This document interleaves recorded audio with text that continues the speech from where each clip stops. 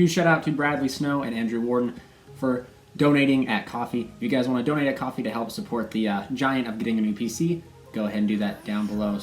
And then you can get featured at the beginning of every video with a big drink of coffee. And then if you guys want to be at the end of every video permanently, think about hitting that join button down below. So without further ado, let's just jump into the rest of the video.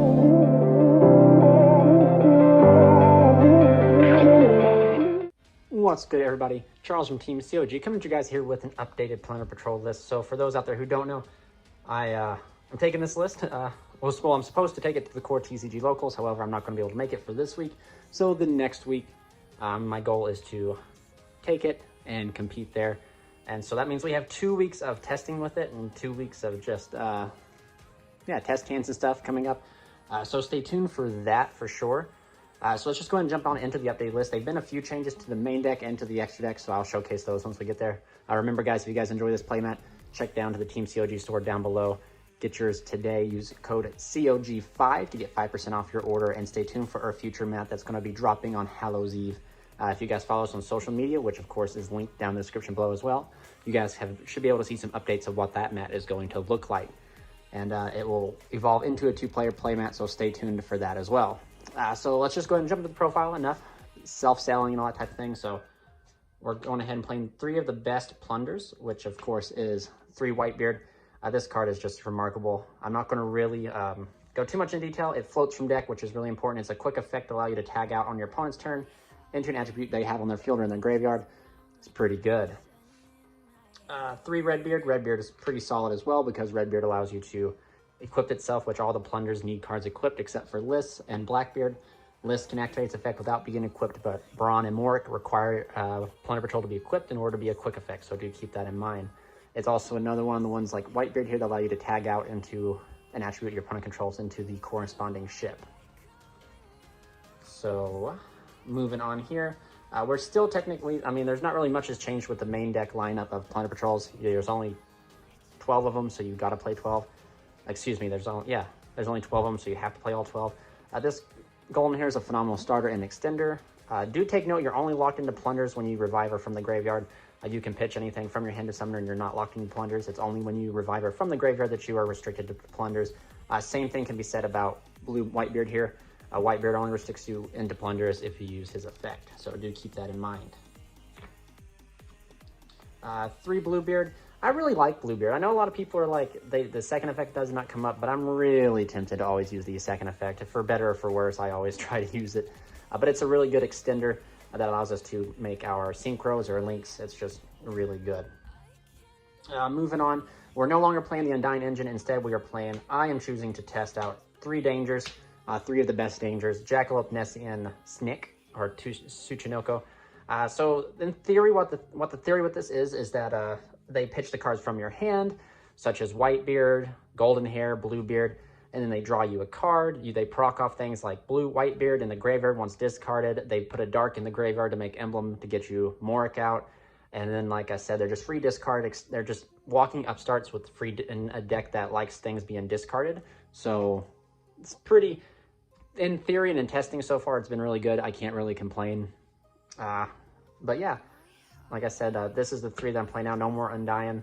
You could potentially cut these out for, I know some people like to play Mathematician. I like Mathematician, but I don't want a normal summon. Like, these don't take your normal summon, whereas Mathematician does. So that's just kind of how I'm feeling with it now to say. Like, I'm not totally sold on Mathematician yet, but for the future testing and stuff like that, we'll definitely reveal if I like math or not. So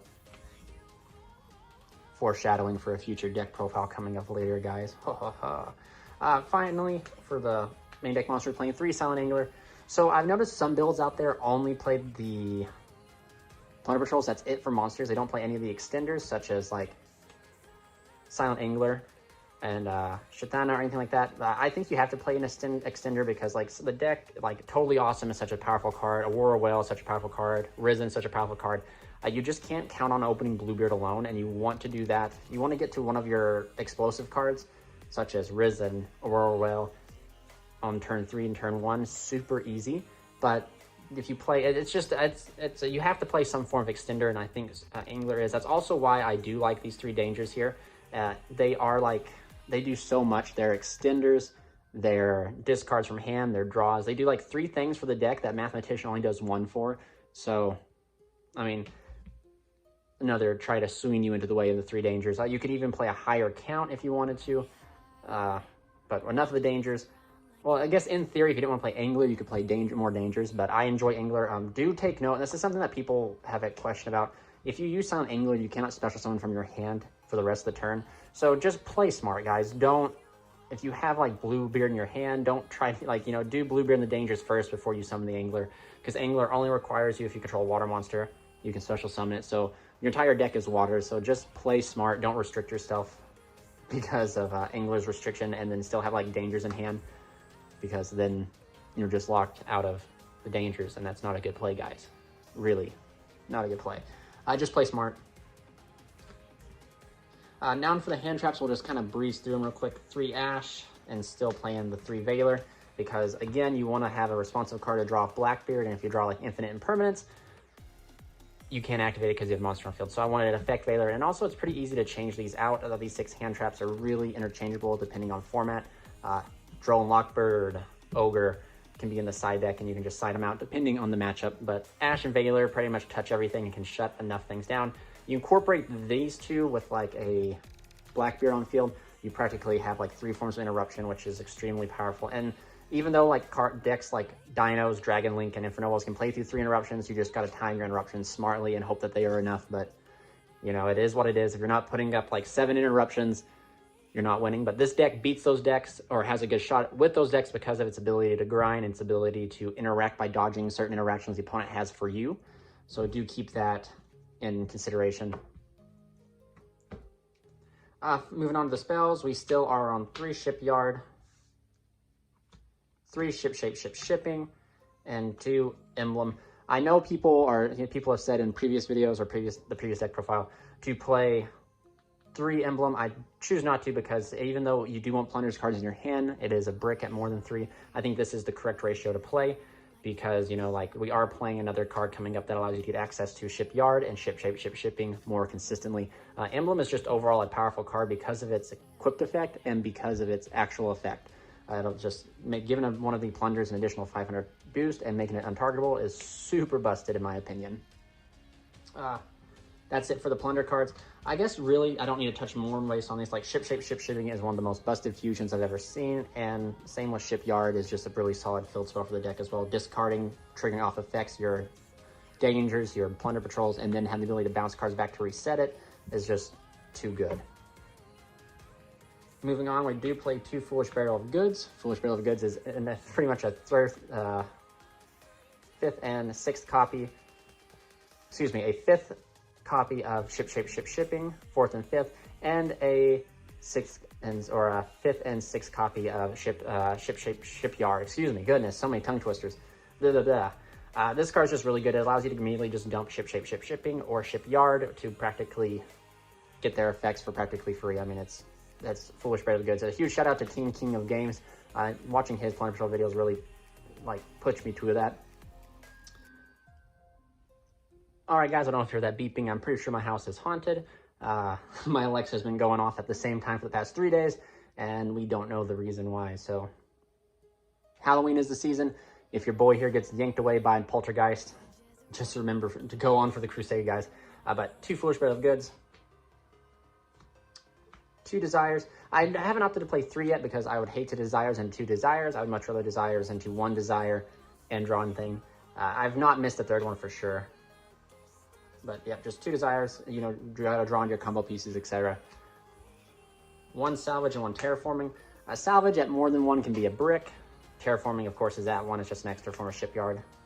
And Salvage is actually really cool, just for the fact that it just grabs back from the graveyard. So at the end of your entire combo string, you can use Salvage to get cards back, get 2 cards back to be specific, and then your hand is loaded for explosive plays on the next turn.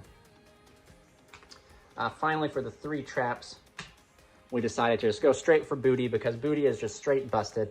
The Booty is good. The Booty is good. So you want to have 1 to discard, 1, like you want to have, essentially what you want to do is you want to have like 1 to discard, 1 to discard after Plunder Patrol's effect, and 1 to actually set and you just have to play 3 in order to have that. And it's remarkable what it does. Monster Reborn back a Whitebeard, Redbeard, tag your opponent's monster become whatever attribute you want for the appropriate extra deck monster you want to go into. It's just really good, and I recommend playing it at 3. Moving on to the extra deck, guys. We are still on 3 Blackbeard being the best Plunder Patrol extra deck monster we have. Hands down, guys, get to this guy as quick as you can. If you can end on a board with Risen and him, that's still good. If you can end on a board with like Liss, Morik, Braun, and him, you're still doing fine. This card is just one of the pivotal points in the extra deck you have to play. And he's just amazing. He lets you draw a card. He tags into any of the ships that you need to. He's just really good. He can tag into himself and get you a draw to draw you into those hand traps such as Ash or Veiler or whatever you're playing. For sure, play 3 of him. Do not play 1, 2 at the minimum, but 3 I do recommend. Moving on, we are still on like the same lineup of ships: 2 Liss, 2 Morik, and then 2 Braun. Not much more can be said here. This is like the lineup that I had last time. I've really contemplated bumping up Braun to 3 and cutting down bumping up Liss to 3 and Braun to 1. But I still just overall like the availability to have them all equally available. I would hate to go against like an Altergeist matchup and lose my Braun and then not have another one to go into. And in that matchup, Braun outshines above the rest of these. But this deck has a pretty good Altergeist matchup, to be honest with you. Like the ability to dodge, the bouncing effects, the ability to practically outgrind Altergeist is pretty real in this deck. Once you start steamrolling, it's really hard for any deck to really outgrind you. So moving on, we have Totally Awesome, Bahamut Shark, and Dweller. Not much more can be said. Blowout card against Dinos, Eldritch, and this is just a solid other option to go into if you can't get to Risen. And it's just an Omni Negate that fuels your own negates in a way. This has a lot of combos with, what is it? Golden Hair, there we go. You can like normal summon Golden Hair plus Extender, get into Blackbeard plus Totally Awesome, which is super powerful. And whatever you tag into, once you negate with Totally Awesome, you could add back Totally Awesome himself or add back a Plunder in your graveyard, and then you have that Plunder in hand to discard for whatever you tag into Blackbeard with, which is really good. And then of course Dweller, a boosted Dweller is nothing to joke at, especially Dinos. Dinos fear this card for sure. Moving on for the Synchros, we have White Ore Whale, and then Risen. Risen's just for going first. Currently, we do not have the ability to negate any spell or traps so far, and Risen just is the perfect card for that. Like even the card that they make next would have to be busted in order for me to cut Risen, because like Risen is it's so good. If you decide to sign like Nibiru, you can like actually activate the effect on summon and spin cards, which is really cool. And White Ore Whale is just a phenomenal card for going second, because you can chain block this out with like Redbeard, Whitebeard, Bluebeard. It's just super strong. And then your opponent can't respond to this unless they have like Effect Veiler or like Infinite Permanence. Whereas like if you have like this or Liss out, or say you have both of these out, and you chain block summon this, they really can't respond with anything, because you can either negate Infinite Permanence with the Risen or Liss to stop the Effect Veiler. So that is something to also kind of fear. Like the fact that Moby Dick here jumps out on the field and just Regekis everything and it can't be like stopped by like an Omni Negate. Like I said, like your opponent can have like a whole board. They can have the whole board of Savage, Herald, Dragoon, whatever you name it. Dragoon is gonna live regardless. But you know, like summoning this and then chain blocking this out to where everything else but the Dragoon goes away, and then you can just deal with the one Dragoon. Is not too shabby to deal with, if I may say so. For the last card we play is one Almirage, just for the Golden Hair combos.